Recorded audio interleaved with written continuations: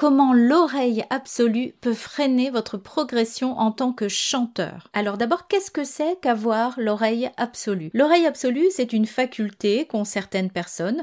On peut la développer, surtout quand on est enfant. Et si vous avez l'oreille absolue, si je vous joue une note et que je vous dis que c'est le Do 4, vous allez vous en souvenir. Alors vous allez vous en souvenir tout de suite là maintenant. D'ailleurs, peut-être que vous vous dites « Oui, je m'en souviens. » Mais est-ce que demain, si je vous rejoue cette note, vous allez me dire « Ça, c'est un Do 4 ». Ou alors, vous allez peut-être me dire « Ah, ça, c'est un La 5 ». Donc c'est la faculté de savoir quelle note est jouée. Ça veut dire que si vous entendez une mélodie jouée par un piano ou chantée par un chanteur, une chanteuse, vous allez pouvoir me donner les notes qui sont chantées ou qui sont jouées. Donc, c'est une faculté intéressante parce que vous pouvez apprendre mieux et avec plus de précision une mélodie, mais ça peut aussi vous freiner dans votre progression en tant que chanteur. Donc nous allons voir ensemble 5 situations dans lesquelles avoir l'oreille absolue vous freine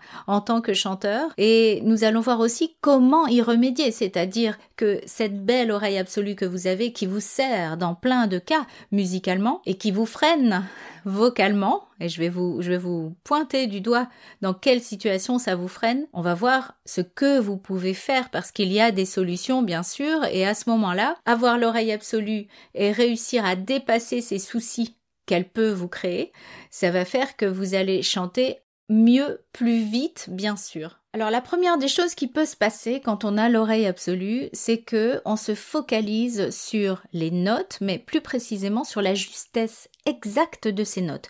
Une note, c'est une fréquence, et même sans connaître la fréquence par exemple du C4, donc du Do du milieu du clavier, et cette magnifique faculté qui fait que vous savez quelle note il faut chanter, quelle note vous devez chanter, ça peut complètement vous détacher de l'émotion que vous devez mettre dans votre chanson, parce que vous êtes dans le perfectionnisme de chanter chaque note avec précision dans son cœur. C'est très très bien de vouloir viser la justesse, mais dans le chant, surtout dans le chant contemporain, il y a plein de fois où les notes, on les tord, on les triture, on va par en dessous, on va par au-dessus, on fait des embellissements, et à ce moment-là, on n'est plus dans le cœur de la note. Et en général, quand on fait tous ces petits embellissements où on tire la note, on utilise notre larynx, on monte, on descend, etc., ce sont des moments où on veut véhiculer une émotion.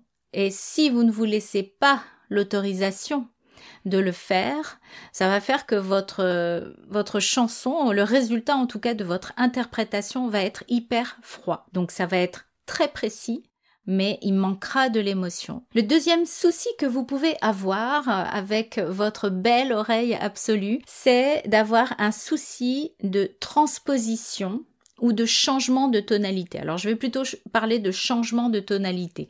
Vous avez appris une chanson dans son original, c'est-à-dire par exemple vous avez appris la chanson chantée par Florent Pagny, vous avez écouté la chanson de Florent Pagny, donc vous avez retenu la mélodie. Si vous avez l'oreille absolue, vous avez retenu exactement la mélodie dans la bonne tonalité, dans la hauteur originale. Maintenant, vous arrivez, vous devez l'interpréter, mais vous n'êtes pas Florent Pagny et vous avez une voix de mezzo-soprane. Par exemple, vous êtes une fille, vous êtes mezzo-soprane, ou alors vous êtes un garçon, vous êtes ténor, et la chanson chantée, elle est écrite pour un baryton, donc pour Florent Pagny. Elle serait mieux si elle était adaptée, donc si la tonalité ou la hauteur était donc transposée pour votre voix, par rapport au rendu final, par rapport au confort, mais aussi par rapport à la beauté du résultat final. Donc au lieu par exemple de chanter « Chantez, celui qui vient au monde l'aimer », je ne sais pas si c'est la tonalité originale, mais disons que c'est la tonalité originale. Et que vous, donc par exemple moi, vous êtes mezzo-soprane, et que ça serait beaucoup plus joli de chanter « Chantez, celui qui vient au monde l'aimer ». Donc c'est la même mélodie, à un étage différent si vous voulez, donc dans une hauteur différente, si vous avez l'oreille absolue, vous pouvez avoir beaucoup de mal à transposer et à vous adapter avec rapidité, à une nouvelle hauteur. Ça ne veut pas dire que vous ne pouvez pas le faire, bien sûr. Vous pouvez le faire, surtout si vous développez et si vous vous entraînez à ça. On verra à la fin de la vidéo les solutions par rapport à ces problèmes. Mais donc, s'il vous arrive d'avoir des soucis de transposition, que vous avez du mal par exemple à changer de clé, à chanter dans une tonalité plus aiguë ou plus grave une chanson que vous connaissez très bien, c'est peut-être que vous avez l'oreille absolue. En troisième, il peut vous arriver d'avoir des petits soucis d'adaptation par rapport à des embellissements. J'en ai parlé dans le point numéro 1. Par exemple, le vibrato. Le vibrato, clairement, la note que l'on chante, elle ondule entre deux fréquences. Ce ne sont pas des fréquences de demi-ton. C'est-à-dire, on passe pas d'une note à son demi-ton au-dessus ou à son demi-ton en dessous. C'est plus petit l'intervalle que le demi-ton. Et donc, ce ne sont pas des notes, par exemple, qu'on va apprendre dans des gammes, le vibrato. Ok ? Donc, l'onde, la vague que fait votre vibrato, ça peut vous poser des problèmes parce que vous pouvez vous poser la question, si vous avez l'oreille absolue, de vous dire, est-ce que je chante juste là ? Et vous avez l'impression que vous ne chantez pas juste parce que vous avez mis du vibrato. C'est vrai que vous tournez autour d'une note qui, elle, est la note exacte, donc, mais c'est pas celle qu'on veut pour le chant. Parce que ce magnifique vibrato, si vous ne le chantez pas, peut-être que ça va rendre un peu moins joli votre chant. Et que, par contre, si vous vous laissez l'autorisation de le chanter, ça va rendre votre chant, ça va le magnifier. Un vibrato bien chanté, régulier, et qui est chanté au bon moment avec la bonne intensité, la régularité qu'on souhaite. Évidemment, ça va être très très joli. Mais si vous avez l'oreille absolue, ça peut vous ennuyer, en tout cas vous gêner, et vous faire vous poser des questions à est-ce que je chante juste? Est-ce que je ne chante pas juste? Alors qu'en fait, oui, vous chantez juste. Et pour des nuances émotionnelles, par exemple, quand on chante, quand on met du pleur, je parle vraiment de chant contemporain, pas de chant lyrique, mais si je chante ma note, elle n'est pas restée droite. Ça a pas fait ça a fait avec... Donc, il y a eu plusieurs inflexions dans ma note. Ça a fait avec un tout petit retombé à la fin. Ça, c'était mon pleur sur cette note. Et vous pouvez éventuellement vous limiter et donc ne pas vous autoriser à chanter du pleur. Parce que vous vous dites, c'est un peu faux. Et oui, la note, elle reste pas droite, elle est pas pile poil au milieu, donc toujours pareil de la fréquence, pile poil dans la fréquence. Mais c'est normal. Donc toutes ces petites déviations, ça peut vous frustrer en tant que chanteur parce que vous ne savez pas à quelle place vous situez. Est-ce que vous chantez juste? Est-ce que c'est normal que le vibrato, ça vous fasse cet effet? Est-ce que c'est normal que chanter en mettant du pleur, ça vous fasse cet effet? Si vous avez l'oreille absolue, vous pouvez aussi avoir du mal à chanter des harmonies. Alors, évidemment, ça dépend si vous vous êtes entraîné, etc. Donc, toujours pareil, on verra les solutions à la fin de la vidéo. Mais parce que l'oreille absolue, ça se focalise sur une note et une seule. C'est-à-dire, je vous joue le do, vous me dites c'est do. Je vous joue le fa, vous me dites c'est fa. Et vous le pensez et vous pouvez le chanter aussi parfaitement. Mais si moi je vous joue un do et que donc vous l'entendez dans votre tête, mais que vous devez chanter un mi, parce que vous devez chanter une tierce, vous pouvez avoir des difficultés. Si moi je vous joue toute une mélodie de base et que vous devez chanter la tierce au-dessus, vous pouvez avoir du mal à la chanter parce que votre cerveau entend la première mélodie et est complètement appelé et attiré par cette mélodie. Alors, je vous parle du piano, mais ça peut être un chanteur à côté de vous qui chante une mélodie. Vous devez chanter une tierce montante, donc au-dessus, et vous entendez sa voix, vous êtes très attiré parce que vous, votre oreille absolue, elle veut vraiment aller vers ce qu'elle entend et pas vers ce qu'il faut chanter, c'est-à-dire la tierce. Et vous pouvez avoir du mal donc à rester dans votre mélodie de voix à vous. Une autre situation dans laquelle vous pouvez avoir du mal si vous avez l'oreille absolue, c'est si vous devez chanter un genre musical où il y a des microtons. Alors, microtons, c'est pas très joli comme nom, mais bon. Nous, dans la musique européenne, on va dire occidentale, on est avec les demi-tons, d'accord? On a 12 demi-tons dans une octave. Donc, 12 demi-tons dans une octave, ok? Et il y a des musiques où il y a des microtons. Ce sont des intervalles qui sont plus petits que le demi-ton.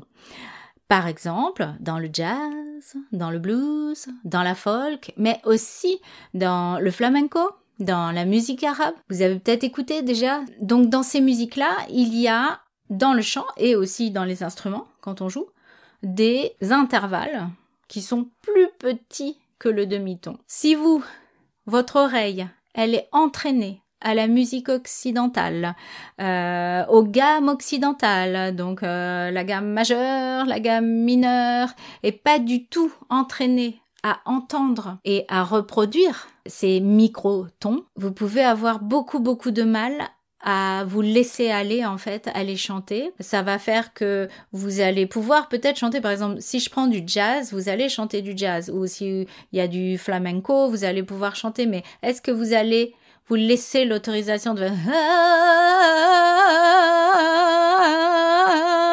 ou c'est pas vraiment des vraies notes que nous on connaît sur nos pianos, hein? Et donc vous pouvez être complètement bloqué. Ça peut vous frustrer aussi. Surtout donner un rendu quand vous allez chanter du jazz ou une autre musique comme ça qui a des petits intervalles comme ça. Donner un rendu très propre et comme une sorte d'adaptation qui serait moins dans le style musical en fait. Donc vous aurez peut-être plus de mal à chanter ces styles musicaux. Il y a un truc aussi qui peut se passer, et ça je l'ai vécu par expérience, donc j'étais dans un groupe et dans un des groupes il y avait le clavier qui avait l'oreille absolue. Pas de souci, son clavier il s'accordait pas, il était accordé, il était impec et tout ça. Par contre dans le groupe il y avait aussi un guitariste et il faut savoir qu'une guitare ça se désaccorde au fur et à mesure quand on joue. C'est pas forcément, ça se désaccorde pas forcément en une chanson, mais la plupart du temps en plusieurs chansons, surtout s'il fait chaud, selon les conditions aussi météo, et puis les cordes, si elles sont neuves, si elles sont serrées, si elles sont desserrées, enfin bref, ça c'est de la technique, mais donc les cordes d'une guitare, elles se désaccordent régulièrement, progressivement, tout du long qu'on joue, et il faut les réaccorder avec un petit accordeur, soit une petite boîte, soit sur son téléphone on a un accordeur, soit on a l'oreille absolue et donc on sait très bien que la première corde, on va l'accorder, et puis qu'après, toutes les autres vont découler de cette première corde. Mais donc ce qui peut se passer, c'est que on est en train de jouer, vous êtes en train de répéter, vous avez l'oreille absolue, et là vous entendez très bien que la guitare, elle est désaccordée. Parce que votre oreille absolue, elle entend tout. Et elle entend que la guitare, elle n'est plus du tout, enfin, elle n'est plus comme elle devrait être si elle était accordée. Le souci, c'est qu'on va pas accorder sa guitare entre chaque morceau. Surtout dans un concert, hein. Et puis les autres musiciens, ils vont vous attendre, etc. Donc, ça fait que vous, si vous avez l'oreille absolue, vous pouvez manquer de souplesse, de flexibilité par rapport à certains instruments. Alors, je pense à la guitare parce que c'est ce qui me vient en premier, mais ça peut être la basse. Hein, ça peut être le violon, enfin tout ce qui est à cordes, a priori, hein, ça peut se désaccorder très facilement. Et donc, vous pouvez louper par exemple votre performance parce que vous focalisez sur l'instrument qui n'est pas accordé et ça vous énerve, ça vous titille et il faut savoir un peu lâcher. C'est-à-dire que c'est pas parce que la guitare elle est un tout petit peu désaccordée, chose que la plupart des gens ne vont pas entendre, hein, que le morceau va être horrible. Évidemment, si elle est très désaccordée, oui, là, il faut faire quelque chose. Mais si c'est un tout petit peu parce que les cordes, elles commencent un peu à se desserrer, tout ça, voilà. Donc, ça peut faire un manque de souplesse.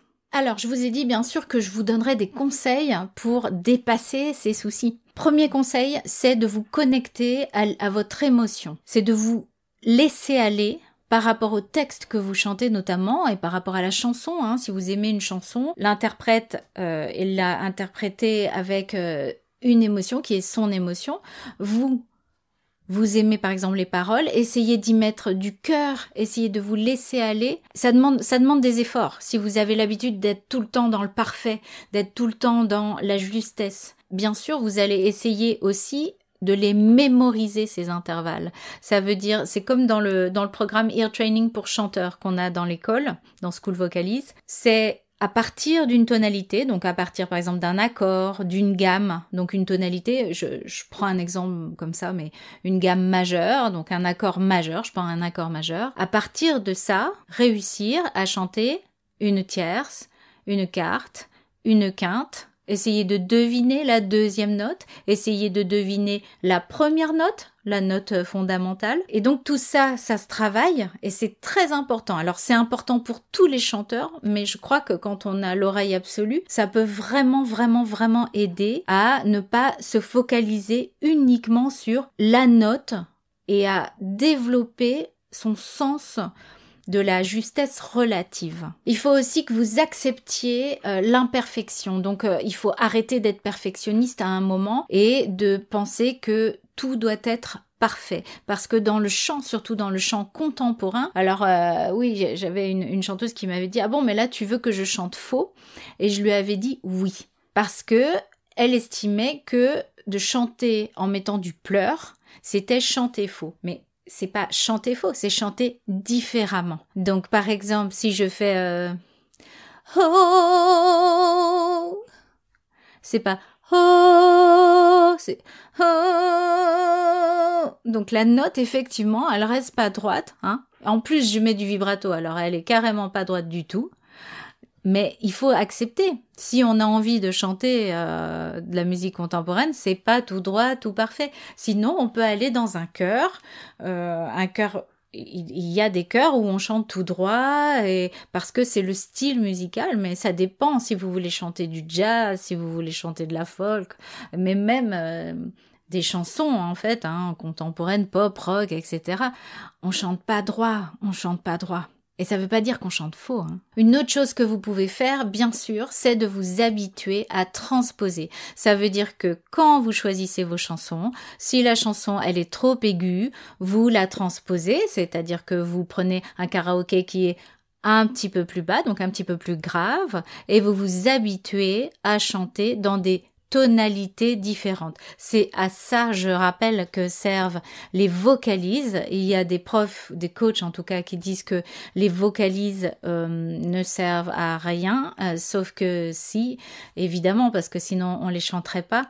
Ça sert à développer sa musicalité, développer la relation qu'on a à la hauteur, adapter la hauteur du larynx, choisir le mécanisme dans lequel on va chanter. Est-ce que ça sera de la voix de poitrine? Est-ce que ça sera de la voix de tête?